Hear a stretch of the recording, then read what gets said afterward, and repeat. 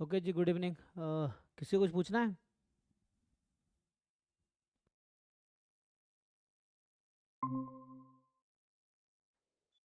Hello. हाँ जी, पूछिए, कुछ पूछना आपको? हाँ सर, गुड इवनिंग सर। जी, गुड इवनिंग, बताइए। सर एक्चुअली एक डाउट था, जैसे मैं अभी बीएससी स्टैटिस्टिक्स किया हूँ और अभी आगे एमएससी स्टैटिस्टिक्स के लिए मतलब सीयूटी दिया था। हम्म। तो जैसे मुझे मतलब कॉलेज तो मतलब नीचे वाले बहुत सारे अलॉट हुए हैं, बट अभी भीमराव बाबा साहब अम्बेडकर और एक ये सेंट्रल यूनिवर्सिटी ऑफ पंजाब, इन दोनों में बहुत ज़्यादा कन्फ्यूज़न है सर। क्यों कन्फ्यूजन है? जैसे सर मैंने मतलब फैकल्टी जहाँ तक देखा है तो सेंट्रल यूनिवर्सिटी ऑफ पंजाब का मतलब बहुत ज़्यादा सही लगा, मतलब उसमें छः छः टीचर भी हैं और प्लस में भीमराव बाबा साहब, और मैंने सीनियर से जैसे बात किया तो मतलब एक्चुअली मुझे सीएसआईआर नेट का भी प्रिपरेशन करना है। तो जैसे इसमें बाबा साहब ने बात किया सीनियर से, तो बोले कि लोग कि आपको एक्स्ट्रा टाइम नहीं मिल पाएगा, बहुत ज़्यादा इसी कॉलेज करिकुलम में बहुत ज़्यादा इन्वॉल्व करके रखेंगे आपको। और तो पंजाब कैसे? वाले किसी सीनियर से भी बात नहीं हो पाया है। तो बात करो, इसे लिंक्डइन पे लोग मिल जाएंगे, उस वेबसाइट पे जाओ, कहीं ना कहीं, है ना? मैसेज किया हूँ सर, बट अभी तक रिप्लाई नहीं आया, और क्योंकि पंजाब वाले का भी लास्ट डेट होने वाला है। So, तुम करना क्या चाहते हो? ऐसे कॉलेज में नाम लिखाना जहाँ आप जाना ना पड़े, ऐसा चाहते हो? नहीं नहीं सर, ऐसा नहीं है, मतलब एटलीस्ट मतलब बस थोड़ा टाइम भी, क्योंकि सीएसआईआर नेट का भी तैयारी करना, और मतलब प्लस में जैसे अभी जिस स्कूल से पटना यूनिवर्सिटी से किया हूँ मैं ग्रेजुएशन, तो यहाँ पे रिसर्च प्रैक्टिकल नाम का कोई चीज़ नहीं था। और प्लस में ग्रेजुएशन में भी मतलब उतना कुछ खास नहीं रहा। तो जैसे मुझे अभी मतलब इसका मतलब स्टैट्स का पूरा वैल्यू पता चला है, तो अकॉर्डिंग टू योर वीडियो, तो सब पता चला है सब कुछ, तो बस इसलिए मतलब जैसे मैंने पूरा मन बनाया कि मुझे सीएसआईआर नेट जेआरएफ करना है। तो ये चीज़ है सर। तो तो मुझे ये बताओ, अगर तुम जैसे, तुम्हें पहले तो खुद अपने कंपेयर, तुमने फैकल्टीज देखा, तुम्हें पंजाब यूनिवर्सिटी अच्छा लगा, सेंट्रल हम्म, यूनिवर्सिटी, तुम इधर जब आए तो यहाँ पे क्या है कि बहुत ज़्यादा क्लासेस होती हैं भीमराव अम्बेडकर जो लखनऊ में है, वही ना? हाँ नहीं, क्लासेस में बहुत इन्वॉल्व करके रखते हैं प्रैक्टिकल पे, और प्लस में टीचर बोल रहा था कि हेल्प नहीं करते हैं, सब सीनियर बोल रहे थे। हाँ, तो ये हो सकता है ये सीनियर, वो तो टीचर हेल्प जितना संभव होगा उतना ही करेंगे ना, विजय, तुम्हारा एग्जाम थोड़ी टीचर लिखेंगे, एग्जाम में तुम्हें खुद ही हाँ लिखना है। ये चीज़ें हैं। तो हर जगह यही सिचुएशन है एक्चुअली, मोरलेस सारे इक्वल ही हैं, तुम्हें ऐसा कोई यहाँ ना जाके वहाँ जाओगे तो बहुत डिफरेंस आ जाएगा, ऐसा बहुत छोटा बहुत डिफरेंस आना है। तो वो तुम खुद ही अपने लेवल पे देख लो कि तुम्हारा पर्पस क्या है। नेट जेआरएफ की तैयारी करनी है तो पढ़ना दोनों जगह पड़ेगा, और कोई हम्म, कॉलेज अगर ज़्यादा पढ़ा रहा है तो वहाँ ज़्यादा सीखने को भी मिल सकता है। ये चीज़ें तुम खुद से तैयारी करोगे और कॉलेज में पढ़ाएंगे, तो कॉलेज में ज़्यादा पढ़ाएंगे तो सीखने को मिलेगा ना। अब मेरे लिए दोनों बराबर ही है, क्योंकि ना तो मैं पंजाब सेंट्रल यूनिवर्सिटी में पढ़ा हूँ, ना मैं भीमराव अम्बेडकर में पढ़ा हूँ। तो मेरे लिए दोनों बराबर ही है, तो मैं कुछ बता ही नहीं सकता, है ना। बाकी यस। पंजाब सेंट्रल यूनिवर्सिटी में हाँ ये है कि मैं देखता हूँ रिसर्च पेपर, वहाँ अरुण सर है आई थिंक, और कुछ हैं, एक दो लोग हैं ना, तो उनका पेपर्स देख, है ना, पेपर्स देखता हूँ मैं, वहाँ पे हैं। तो वैसे मैं जानता हूँ, वैसे मेरे लिए कोई मतलब दोनों इक्वल ही है, क्योंकि प्लेसमेंट दोनों जगह नहीं होगा। ये चीज़ है, ठीक है। पढ़ाई दोनों जगह यस, खुद ही करनी होती है। प्लेसमेंट के लिए एक्चुअली मैं नहीं देख रहा हूँ, क्योंकि मतलब जाना तो बस इसी फील्ड में, प्लेसमेंट नहीं मैं देख रहा था, सो। तो वैसा कोई बहुत ज़्यादा फर्क पड़ने वाला नहीं, दोनों जगह तुम्हें खुद से ही पढ़ना है, ठीक है। सो वो हाँ तुम्हें खुद से देखना होगा, जैसे यहाँ के बच्चों से बात की, वहाँ से बच्चों से बात करो, और बहुत ज़्यादा डिफरेंस कुछ नहीं होगा। तो ये भी डिपेंड करता है तुम किस तरह के बच्चे से बात कर रहे हो। अगर भीमराव अम्बेडकर के तुम अगर बहुत अच्छे स्टूडेंट से बात करो तो वो बहुत तारीफ करेगा, नालायक से बात करोगे वो कहेगा यहाँ कुछ नहीं होता, कैसे, तो डिपेंड करता है। तो ये चीज़ें स्टूडेंट टू, है ना, स्टूडेंट चीज़ें वैरी करती हैं। तो वो उस पर डिपेंड करेगा, तुम अपना देखो, तुम्हारी हिसाब से जो सुविधा हो। तुम कहाँ के रहने वाले हो? कैमूर का हूँ, कैमूर, बिहार से। बिहार के? तो बिहार से जो पास है वो ज्वाइन कर लो, लखनऊ में ज्वाइन कर लो, बेटर रहेगा, घर आने जाने में आसानी रहती है, ठीक है। ये चीज़ यस है। सर। तो वो ज्वाइन कर दो, एक तो ये रीज़न हो गया। मतलब खुद तुम अपना रीज़न ढूंढो कि तुम्हारे फेवर में क्या क्या रीज़न है, उसके हिसाब से सेलेक्ट करो। ये नहीं कि अब तुम मान लो, तुम एग्जाम्पल के लिए तुम चिड़िया हो, तुम मछली से पूछ रहे हो कि मुझे पानी में तैरना है बताओ, तो वो कहेगा नहीं, मतलब तैरना बहुत आसान है, तो उसके लिए आसान है, तुम्हारे लिए आसान थोड़ी है। या मान लो किसी हाथी से तुम पूछ रहे हो भाई मुझे तैरना है, तो वो तो कहेगा डूब जाओगे। तो वो सब और चीज़ें किसी तुम दूसरों के एंगल से क्यों देख रहे हो, अपने एंगल से देखो ना, कि तुम्हें हाँ, क्या और करना है। तुम अपने एंगल से देखो, तुम्हारे घर के पास क्या रहेगा, क्या वहाँ फैसिलिटीज़ हैं, है ना। ये चीज़ यस है। सर। तो बिहार से और हो तो आसपास ज्वाइन करो, घर आने जाने में आसानी रहती है। और कभी, है ना, कई बार मतलब ऐसे होता है फेस्टिवल्स हैं या कोई इमरजेंसी है, तो पास में रहते हैं तो घर में ना टच रहते हैं, फैमिली से टच में रहते हैं। ये चीज़ें हैं। तो और इसलिए सर ये जैसे वो आपका जो मतलब जैसे ये हम अभी से तो मतलब प्रिपरेशन चालू कर सकते हैं ना, ये जो बैच आपका जो अभी आया हुआ हाँ है कोई एसएससी दिक्कत नेट नहीं। वाला, तो वो एक्चुअली क्या है? हाँ बिल्कुल तैयारी कर सकते हो, उसमें कोई दिक्कत, देखो मेहनत तुम्हें ही करना है, चाहे तुम कोई कॉलेज हाँ ज्वाइन करो, कोचिंग ज्वाइन करो, कुछ भी। टीचर एक हेल्प प्रोवाइड करेगा जितना पॉसिबल है, मेहनत आपको खुद ही करना है। क्योंकि एग्ज़ाम बच्चों का रिजल्ट होता है तो वो बच्चे की मेहनत का रिजल्ट है, टीचर है ना बस थोड़ा बहुत हेल्प करता है, वही है। ज़्यादा जो क्रेडिट है वो बच्चों की मेहनत का है, उसके अपने एफर्ट्स के हैं। ठीक है। So yes. ये है, तो बड़ी कर सकते हो आप। और दोनों मुझे लगता है सेम ही है, बाकी तुम अपना बात करो डिफरेंट जगह से, क्योंकि तुम बिहार साइड के हो तो मैं बेटर मुझे लगता है कि बिहार यूपी है ना, अगर ये लखनऊ में ही है ना ये भीमराव अम्बेडकर जो है, पूरा नाम क्या है यस इसका? बाबा साहब भीमराव अंबेडकर यूनिवर्सिटी। हाँ बाबा है ना, सेंट्रल यूनिवर्सिटी है ना ये। हाँ हाँ हाँ सेंट्रल तो ठीक यूनिवर्सिटी। है, आराम से तुम लखनऊ में ज्वाइन करो, पास रहेगा, अच्छा रहेगा इस एरिया में, है ना। वैसे ही बाहर में आजकल नई नई चीज़ें चल रही होती हैं तो उसमें फंस जाओगे ना, आजकल देखते नहीं भाषा उषा लेवल क्या सब चल यस। रहा है। पता चला अभी महाराष्ट्र में चल रहा है, कल वो पंजाब में शुरू हो जाए, फिर वहाँ दिक्कत है, इससे अच्छा है अपने पास में रहो, ये अच्छा चीज। है। ठीक है। अच्छा तो ये सब प्रिपरेशन का बस वही था क्वेरीज से। और अच्छा सर एक्चुअली मुझे थोड़ा सा ये डाउट था कि मतलब जो सीएसआईआर नेट और गेट का मुझे डाउट था। तो जैसे अगर मैं मतलब तैयारी कर रहा हूँ और मतलब गेट जैसे अगर हम सीएसआईआर नेट निकालते हैं तो आई मीन उसके बाद का जो क्राइटेरिया होता है प्रोफेसर्स का, आई मीन पीएचडी और प्रोफेसर्स, ये वाला चीज मुझे नहीं समझ आता है कि जैसे अगर सीएसआईआर नेट हम क्वालिफाई कर लिया या फिर जेआरएफ अगर हो जाता है हम्म। तो फिर मतलब प्रोफेसर्स के लिए एलिजिबल हो जाते हैं या फिर पीएचडी करना जरूरी होता है? सीएसआर ये नेट का अभी तुम देखोगे तीन पर्पस है इसमें, है ना। एक कैटेगरी है PhD only, I think PhD इससे एडमिशन हो जाएगा, लेकिन फेलोशिप आई थिंक नहीं मिलेगी इसमें। एक हाँ होता है जेआरएफ, जूनियर रिसर्च फेलो, जहाँ तुम्हें फेलोशिप मिलेगी। और एक आता है लेक्चररशिप। लेक्चररशिप में ये है कि, ठीक है ना, सही आएगा लेक्चररशिप में। तो ये जो गवर्नमेंट यूनिवर्सिटीज़ में वैकेंसीज आती हैं, तो तुम्हारा एमएससी हो गया है, तुम अगर नेट यस। निकाल लेते हो और जब एमएससी एडमिशन लोगे तुम, तो एमएससी अगर तुम्हारा हो जाता है और तुम नेट निकाल लेते हो तो किसी भी स्टेट यूनिवर्सिटी या सेंट्रल यूनिवर्सिटी में असिस्टेंट प्रोफेसर बन सकते हो। क्योंकि अभी स्टेट यूनिवर्सिटी या सेंट्रल यूनिवर्सिटी या इवन इंजीनियरिंग कॉलेजेस में जो टीचिंग के लिए जो पोजीशंस हैं उसकी एलिजिबिलिटी है एमएससी प्लस नेट। एलिजिबिलिटी ये है, मिनिमम एलिजिबिलिटी। पीएचडी है तो अच्छी बात है, नहीं है तो भी कोई अच्छी बात, मतलब तो भी अच्छी बात। जैसे मैं वीआईटी में मेसरा ज्वाइन किया था तो मेरी पीएचडी चली रही थी, मतलब मैं जैसा ना उसके ज्वाइन कर यस। लिया, उसके बाद सबमिट किया। कई लोग ऐसे होते हैं जिनका पहले जॉब हो जाता है, पीएचडी चल रहा होता है। तो पीएचडी के दौरान अगर तुम्हें जॉब हो जाता है या एमएससी के बाद जॉब हो जाता है, तो जॉब के साथ तुम पीएचडी कर सकते हो, ये अलाउड है। या पीएचडी कर रहे हो बीच में जॉब हो गया तो जॉब ज्वाइन कर लो, पीएचडी चलती रहेगी, उसमें कोई दिक्कत नहीं है। सो सर इसीलिए एक्चुअली हम्म। जैसे मतलब जॉब के साथ साथ पीएचडी मतलब ये पॉसिबल है? क्योंकि जैसे मेरे एक कॉलेज में एक टीचर थे, मैथ्स के प्रोफेसर थे, तो वो एक्चुअली उसी में गेस्ट फैकल्टी में टीचर है और साथ साथ में अपना पीएचडी कर रहे हैं। हाँ तो ऐसा है तो ना, तुम परमानेंट हम्म, हो जाओगे तब भी, है ना। सो हम्म, ये अलाउड है, कोई दिक्कत नहीं है। जैसे गेस्ट फैकल्टी हैं तब भी, या परमानेंट, जैसे क्या होता है ना, जो जेआरएफ है ना, ये जो फेलोशिप है ये 5 साल मिलता है तुम्हें फेलोशिप, मान लो, ठीक है।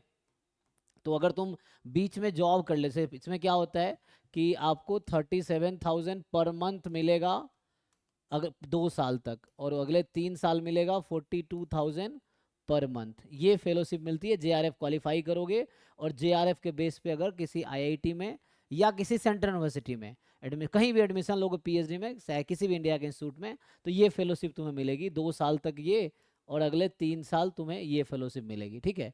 गेट निकालोगे तो भी पीएचडी कर सकते हो। गेट का भी तीन पर्पस है।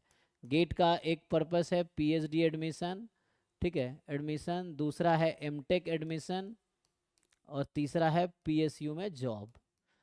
तो ये पर्पस है, गारंटी नहीं है। मतलब अगर तुमने गेट निकाल लिया तो डज नॉट गारंटी एडमिशन होगा ही इसमें, ये जॉब मिलेगी ही।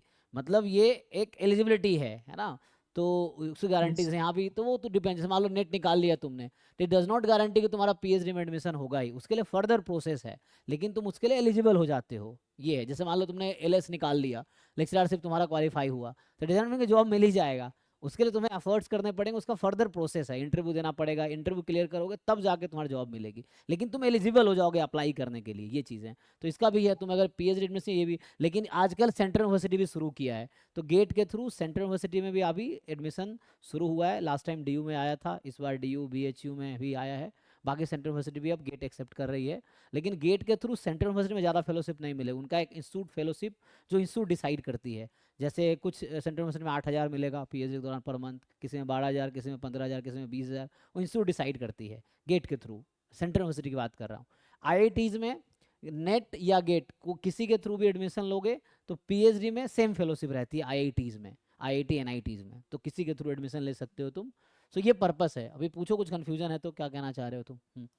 नहीं सर, बस वही एक्चुअली जैसा भी जो न्यू बैच हो रहा था तो बस वही लेने को सोचा था, और उसमें बहुत सारे डाउट्स थे तो उसमें वही अब दोनों क्लियर तैयारी हो। हो जाएगी। तुम अगर न्यू बैच अभी लोगे ना तो उसमें नेट की भी तैयारी हो जाएगी, गेट की भी, क्योंकि अलग अलग तुम्हें फीस नहीं देना पड़ेगा। एक बैच ज्वाइन करोगे कोई ना, तो उससे सारे बैचेस को तुम्हें एक्सेस उसमें रहेगा। तो उसमें गेट का भी नेट का भी दोनों का एक्सेस तुम्हें मिलेगा, दोनों की सिलेबस पूरा होगा, प्रीवियस ईयर पेपर्स कराए जाएंगे, है ना। ये है।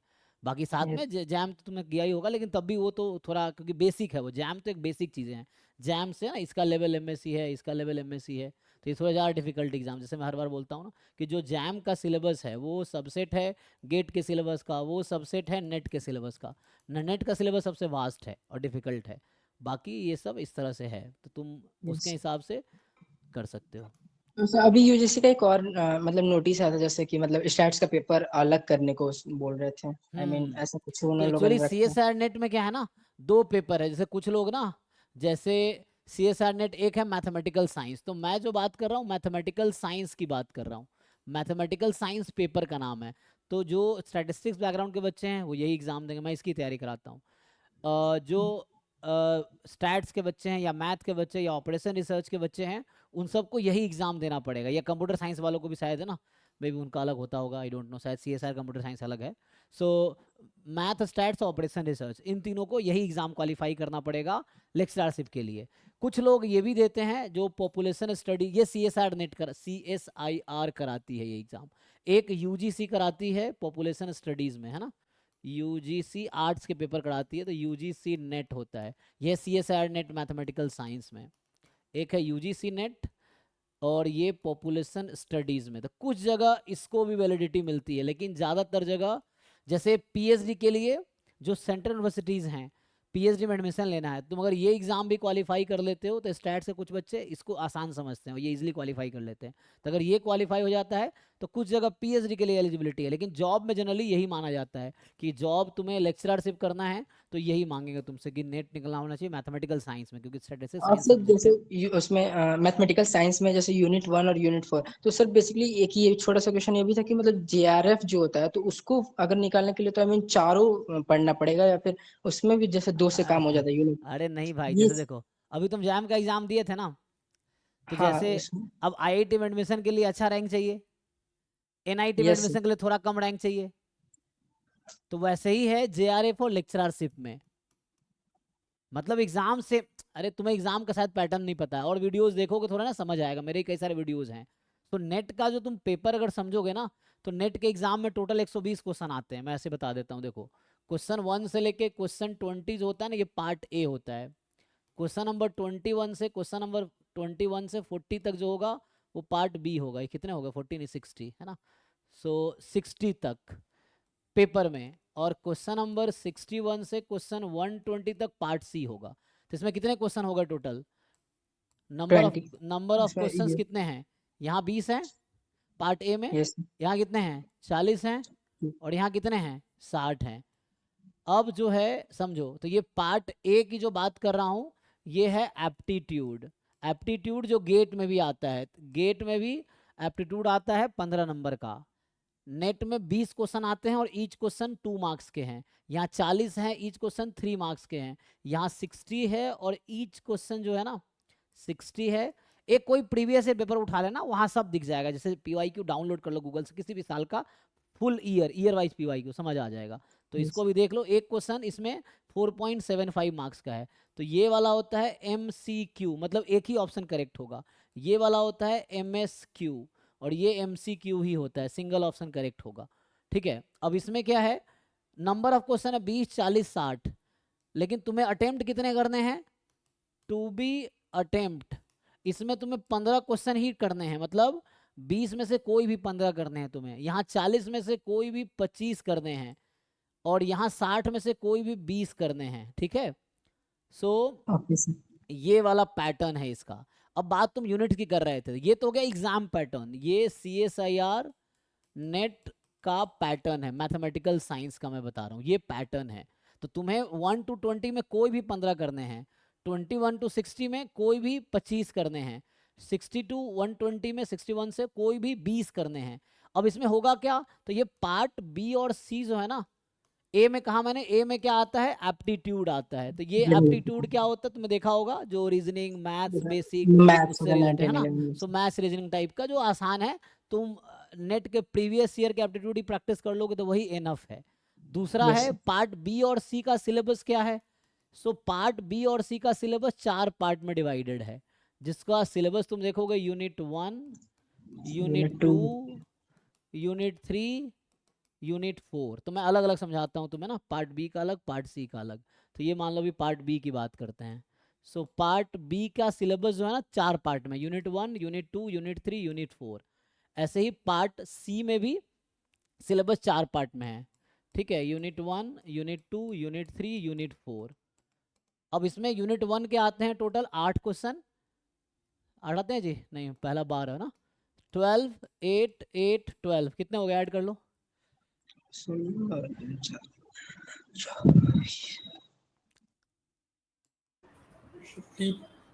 40 हुए कि नहीं, यस 40 हो गए। यहाँ पे यूनिट 1 के यहाँ आएंगे 18, 12, 12, 18, ये हो जाएंगे 60, ठीक है।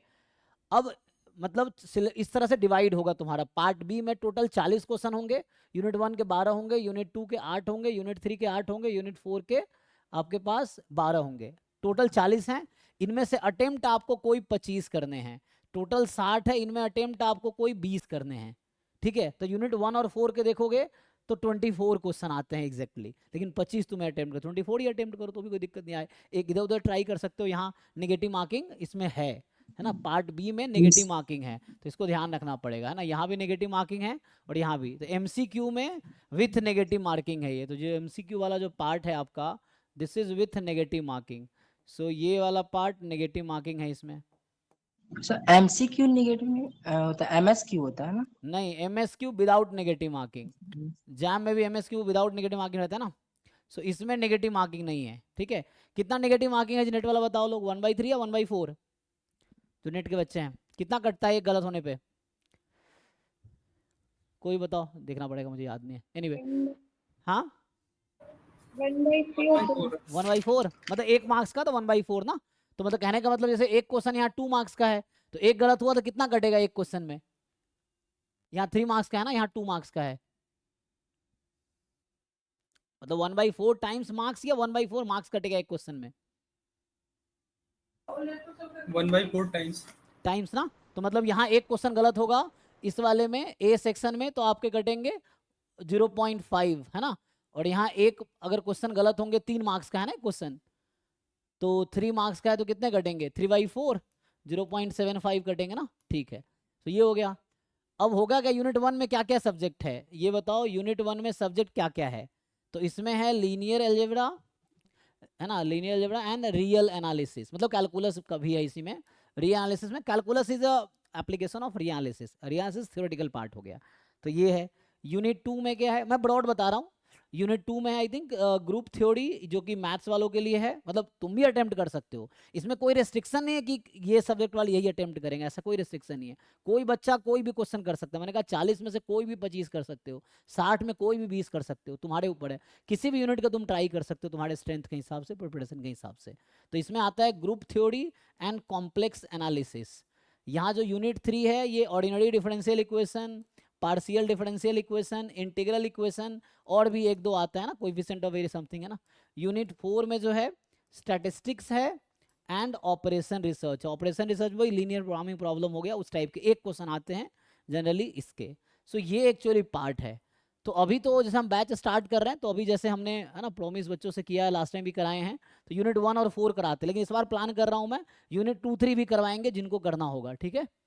सो ये हम लोग प्लान कर रहे हैं कि पहले यूनिट 1 जैसे परिमल सर कराते हैं, यूनिट 4 मैं कराता हूँ, यूनिट 2 और 3 के लिए भी हम एक फैकल्टी हायर करेंगे, तो वो यूनिट 2, 3 भी करवाएंगे इस बार, ठीक है। मतलब हो सकता है यूनिट 2 के लिए अलग करना पड़ेगा हायर, यूनिट 3 के लिए अलग, तो ये पूरा कराएंगे। लेकिन तुम्हें समझना है अगर तुम इस पूरे मल्टीप्लाई करोगे तो ये 445 मार्क्स होता है, ये पूरे मल्टीप्लाई करके ऐड करोगे तो 200 मार्क्स का है।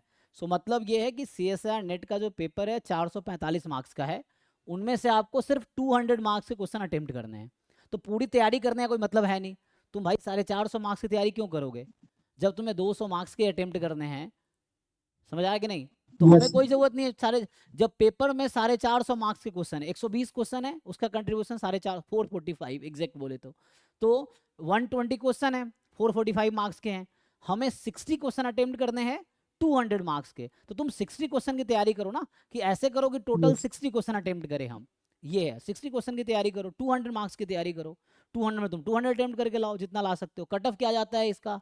तो कट ऑफ अगर बहुत एग्जाम इजी आ गया, बहुत हाई कट ऑफ चला गया, तो JRF का जनरली जो रहता है 110 रहता है ना जी, 110 के आसपास रहता है, 10 ऊपर नीचे कर लो, है ना। वरना ये जनरल की बता रहा हूँ, जो कट ऑफ है ये जनरल कैटेगरी की ये रहता है, बाकी OBC का इससे कम होगा, SC ST का वैसे कम होगा। तो ये रहता है 110 JRF के लिए। नेट का थोड़ा और कम कर लो, 10 नंबर का शायद फर्क रहता है ना। तो देख लेना उसमें, ये तो हर साल थोड़ा वैरी करता है, आगे पीछे होता रहता है, पर मोरलेस 100 के आसपास रहता है, ठीक है। सो ये जनरली होता है इसमें, ठीक है। नेट का ओके मान लो सर। 100 के आसपास होगा। फिर PhD ओनली तीसरी कैटेगरी जो है, सो PhD एडमिशन का तो उसका और कम होगा, 95 होगा, 90 होगा, जो भी एक देख लेना एग्जैक्ट कट ऑफ, क्योंकि ये वैरी करेगा चीज़ें। तो ये पूरे CSIR नेट का तुम्हारा इन्फॉर्मेशन है। थोड़े और एक्सप्लोर करो और तैयारी शुरू करो, प्रीवियस ईयर पेपर देखो नेट का और तैयारी शुरू करो तो हो जाएगा, ठीक है ना। अभी तुम बहुत अर्ली हो, अभी तैयारी शुरू करोगे तो 2 साल में 4 एग्जाम होते हैं, हर 6 महीने पे एग्जाम होते हैं। अभी से जुलाई में एग्जाम होगा, दिसंबर में होगा, फिर जुलाई में हो, जून में होगा, हालांकि जून में होता है जो कि डिले होकर जुलाई हो जाता है। तो जो शेड्यूल है, हर साल जून और दिसंबर में एग्जाम होते हैं, तो साल में 2 एग्जाम होते हैं। तुम्हारा MSc क्या है 2 ईयर का है, तो उसमें 4 एग्जाम देने को तुम्हें मौका मिलेगा। तो 4 बार एग्जाम दोगे तो आराम से निकाल लोगे, है ना। फिर ये निकल गया तो आगे बहुत अपॉर्चुनिटीज हैं इस फील्ड में, ठीक है। Yes sir. ओके जी, ठीक। Thank you. हाँ एक्सक्यूज मी सर। हाँ हाँ हाँ, 1 मिनट।